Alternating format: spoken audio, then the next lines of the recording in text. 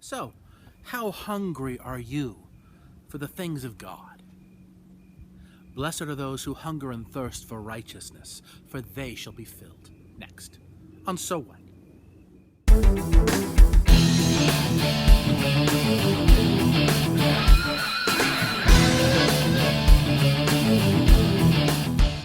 Hi, I'm Chris Dorman, and welcome back to So What? We are looking this week at the fourth Beatitude. Blessed are those who hunger and thirst for righteousness, for they shall be filled. So you may recall when we looked at the first Beatitude and we looked at poverty of spirit, we compared sort of common understandings of poverty and how it really can, your understanding of poverty may be different from my understanding of poverty, right? If I've only got $20 till my next payday, to me, I might say, you know what, I'm broke. But if you don't have anything at all and you don't have a payday coming up, then you're more broke than I am. So broke can be a relative term. Poverty can be a relative term. And the term you may recall that Jesus used is for the most desperate form of poverty. Those who have this poverty of spirit are those who understand that they cannot survive without the charity of others. That's the kind of poverty that Jesus is describing. You may recall when we looked at mourning, we compared and contrasted different kinds of sadness, how we could be bummed about certain things, but that the word that Jesus used in the second Beatitude is for the most intense form of sorrow, likened to that of a parent losing a child. Well, it shouldn't surprise us that when Jesus is talking about hungering and thirsting after righteousness, again, there are degrees of hunger, aren't there? How many of you have missed a couple of meals and you've been hungry, right? But you're not going to die, right?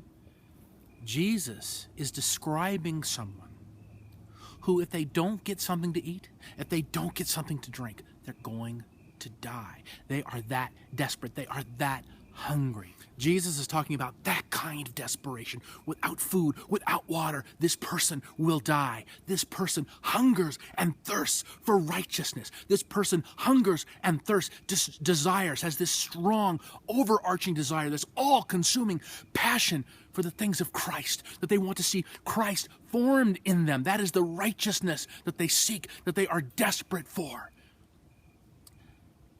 But does that describe you? Or does your life more closely mirror something like this? It's a great day for a picnic, isn't it? It's a beautiful day. Wow. Oh my gosh. Do you know him? No. Sir? I'm sorry, sir. Hey, how long have you been here? Maybe a couple days, 3 or 4, I'm not sure. Really? Have you had anything to eat or drink in a few days? Not that You must be starving. Would you like something to eat? We're just going to have a picnic. Yeah, yes, Oh, please. here, please. Go ahead and eat. Thank you much, please. There's no mayo on this, right? Oh, yeah, there is. There's mayo. Yeah, on all of them. There's mayo on all of them. So you don't want it? I'm okay, thank you. I really appreciate it. I just don't like mayo. So you must not be that hungry. Do you want some water? Yeah, you guys have, Yeah. thank you. You guys don't have a glass or anything, do you? I just don't like drinking out of plastic. No, sorry, that's all we have. Yeah, I guess you're not that thirsty either, are you? Well, I just don't like drinking out of plastic. Okay. Thank you though. Yeah. How many of us are like that guy in the video? We say we're hungry. We say we're thirsty. We say we want to be faithful. We say we want to see Christ formed in us, and yet we really don't.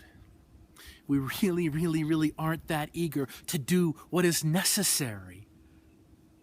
We're not willing to go where he says to go, to love who he says to love, to forgive who he says to forgive, to forsake what he says to forsake, to repent of what he's commanding us to repent of. We're just not willing.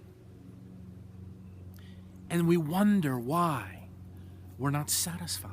We wonder why we have this ache in our soul. We wonder why we have this longing in us.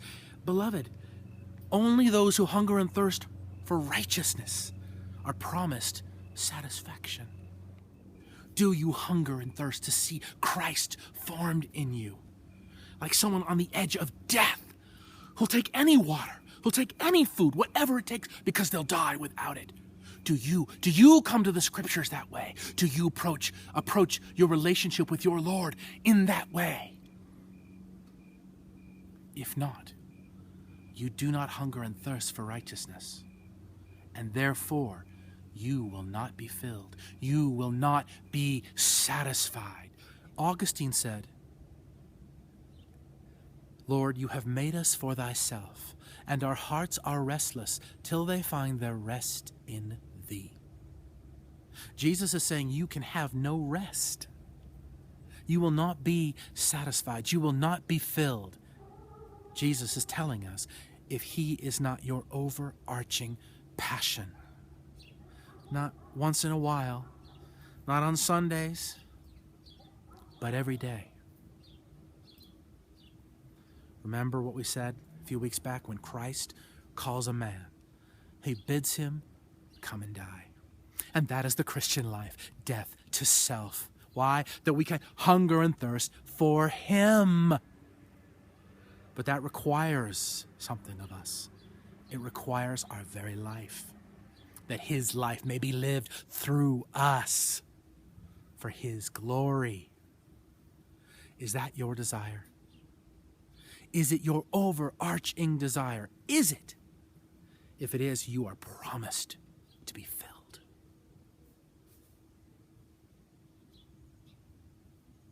Thank you for tuning in, my friends. And I'll talk to you next week.